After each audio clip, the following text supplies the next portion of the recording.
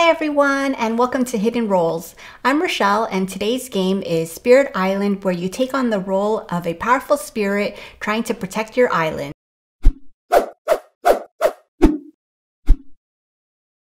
Designed by R. Eric Roos, Spirit Island is a cooperative game for 1 to 4 players. Unless playing a solo game, you'll need to work with your fellow spirits using a variety of powers to throw back invaders attempting to conquer your island. As the invaders spread across your island, building establishments and destroying the local population called the Dahan, you'll be fighting back. To do this, you'll be drafting new cards and managing your deck in order to get stronger abilities to become more powerful. This game is a strategic game which can evolve and change as you continue to play. Since each playthrough will be different for each game, from your first game to your second to even your third and fourth, we'll be doing a higher overview of the game, including its components as well as the mechanics of it all. For setup, each player will select a spirit that they will control. For your first game, and maybe even for your second, it's recommended to start with the low complexity spirit and collect their respective presence tokens, elemental cards, their power cards, and also it's recommended to grab a power progression for your first game. This card pre-selects future powers for your spirit rather than selecting your own, which you would typically do in the game. A beginner game setup will look like this, with some slight differences since each spirit also has its own starting rules and recommended strategies. If you actually look at the card, it tells you the complexity of the spirit and also how to set it up on the board. And then on the flip side, it'll show you what their growth, presence, and innate powers are. The game will begin with the invaders taking the first action, explore, with the island gaining those explorers on that specific land type. Each round has 5 phases, with some of the phases having multiple steps. As a reminder, they do have the phases listed on the invader board so that you can reference back to it. The first phase is the spirit phase, which will be different for each player and done simultaneously based on that player's spirit. It's broken up into 3 steps. Grow, where you select one of the growth options. Gaining energy, where it's based on where your marker is on the track. And then the power cards, where you'll choose the powers and you'll select your power cards based on the maximum number of cards you can play, also based on your presence track.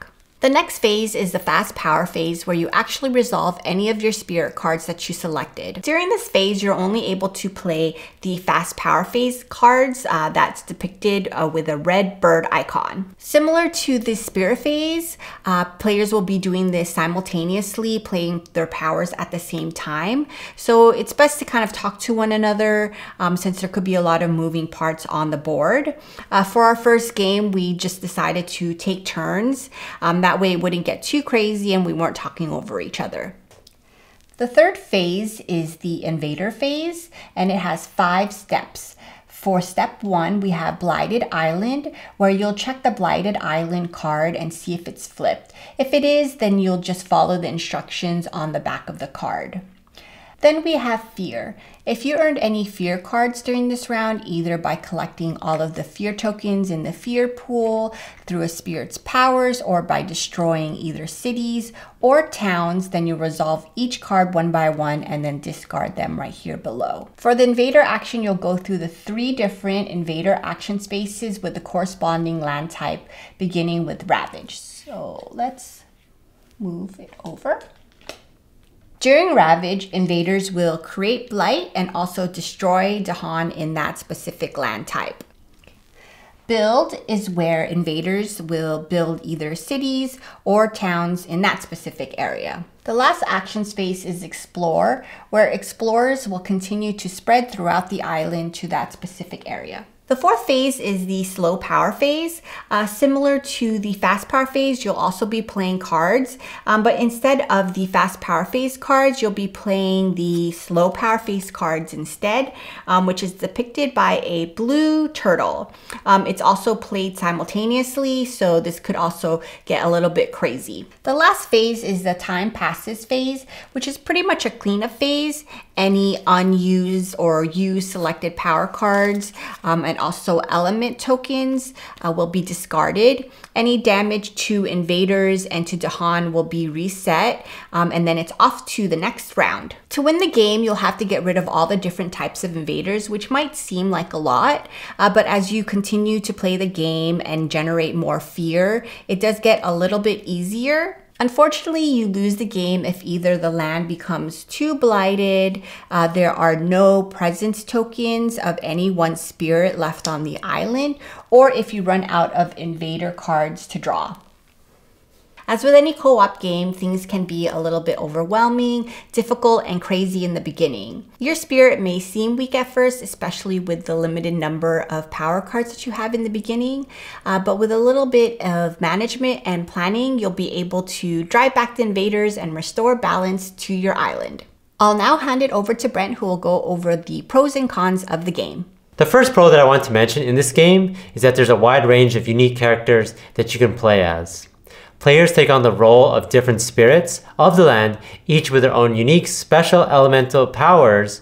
There are 8 different characters that you can play as, each that play very differently with a varying degree of difficulty. Even before beginning a game of Spirit Island, you're given the opportunity to examine each player board to figure out which character you want to be for the specific game. You ready to begin discussing with your teammates, trying to figure out this is the role that I'm going to play, and how that fits with the group's characters that they've selected. This is great to have this level of planning even before the game begins. It gets people excited and focused on the game at hand. But it gets even better. Turn after turn, your characters become more and more powerful by unlocking more energy per turn or even amount the cards that you can play. You'll be adding minor and major power cards that will grow your characters with unique abilities. The amount of choices in how you build your character is really endless. Depending on what the game situation is and what is needed, that'll help you guide your decision. You get invested in your character so much that you want to continue to play and see what happens with that character. So the first con that I didn't want to mention in this game is that it could be a little fiddly at times. What I mean that there's things that you have to manage throughout the game. Like for example, during the invader phase, there's several steps that need to be taken in order to resolve the invader actions. First, you have to resolve fear, which could have you moving or removing invaders around the map.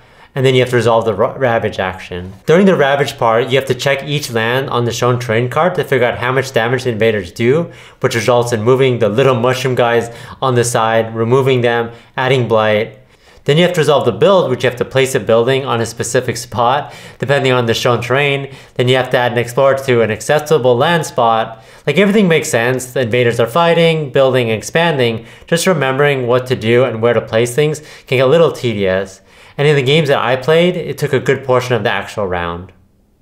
The second pro that I didn't want to mention in this game is that this could be a tough game, which is a good thing. Co-op games should be tough and punch you in the face. That's definitely how this game felt from the beginning. If you take a look at the board right away, it feels very overwhelming. Like, this is impossible, how can I take this on? But you really have to work together to overcome it.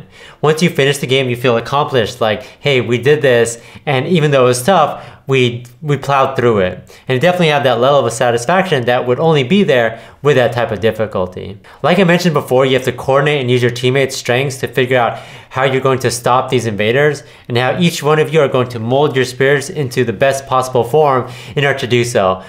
One thing that I did really like is that during the spirits phase, they can resolve their powers simultaneously, so there's no concept of turns between the players. This allows for awesome combos between them and real planning that who should go first and who should do the follow-up. It's a big planning phase that everyone's involved, coming up with their own ideas and how things should play out. So everyone is trying to come up with the best idea and the best plan to execute it. The final pro that I want to mention is the fact that this game includes a couple of things to add to replayability of the game. These are known as adversaries and scenarios. They add variety, replayability, and increased challenges. Adversaries are specific colonization powers that make the invaders tougher to deal with. This can mean adding more buildings to the board during the setup phase or removing the stage 1 cards from the invader deck, which essentially means that they can win faster. There are adversaries like France or Sweden, which is basically giving the faceless invaders a persona to take on to make the game feel more thematic. Scenarios change the situation that the spirits find themselves in or the capabilities of the spirits. So this could mean having different victory condition or additional victory conditions to make the game harder to win. Again, this is optional, but a good addition to your group if you want that extra challenge. Overall, I really like this game. I'm not sure if that was obvious. There wasn't much that I disliked about it, actually. It's definitely one of my favorite co-op games I've played in a while. I like the fact that you really felt like you're building your character to exactly how you want to play it, and it makes you want to try each one to see how differently that they play. It's a challenging but rewarding game that needs maximum cooperation and planning with your teammates, and that's really what a good cooperation game is all about.